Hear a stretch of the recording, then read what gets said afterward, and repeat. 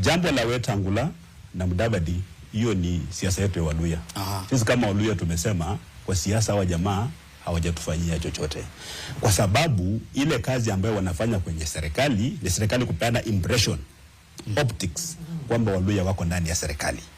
Haya maneno nimekuwa nasema ni ya ukweli. Wakati baba ameingia kwa serikali, umemsikia Mudavadi?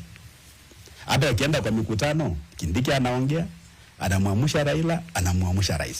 Ile nambari 3 kwa nasema Waluya nambari 3 iko wapi? Saa hizi Wetangula mwenyewe wanasikia kitu ya uspika anataka kungolewa. Mambo yapo kule mitaani, wanasema sio Otiendo Amollo sio nani, anakaa tu kimuona siku hizi anakaa vipi, ni kama yule paka amefanya nini? Amenyeshewa. Nilikuwa nawaambia kama umepeleka kwenye ile meza na jamii yako, uwezo ukatishwa na mtu. Maana ni jamii imekupeleka pale. Jamii ya Waluya kama jamii namba 2 katika taifa la Kenya, tuko na nafasi na fursa ya kujipeleka kwenye meza bila kupitia kwa mtu mwingine. Kama Wetangula kwa mfano alikuwa mpeleka kwenye meza na Waluya, tungekuwa tunapiga kelele sahi kwamba na kitolewa kulikuwa na maandamano makubwa sana sahi. Sasa hivi Mudavadi akifutwa kazi, tumaana wote wako na payslip wanalipwa na president. Akitolewa kwenye payslip, nini kitafanyika?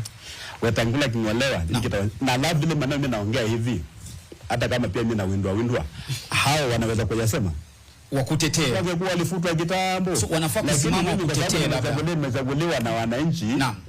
Lazima waende kule kwa Senate kupika porojo, waende kule kwa EACC, waende kule kwa DCI. Hawezi kuja direct.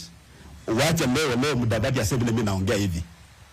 Uone kama hata lala kule kwa boma ya baba yake kule Sabatia. Gavana atakimbizwa mbio kwa sababu nasema jamii kusikizwa enda na nguvu ya jamii.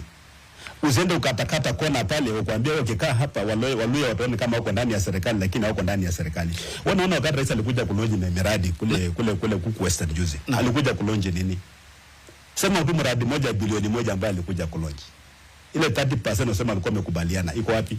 Kwa sababu hao jamaa hawakwenda kule kwa meza. Ile kura ambayo rais alipata kutoka Western, kutoka Bungoma ilikuwa ni 1200, na hata hii kutoka kwa wale watu ilikuwa Mount Elgon.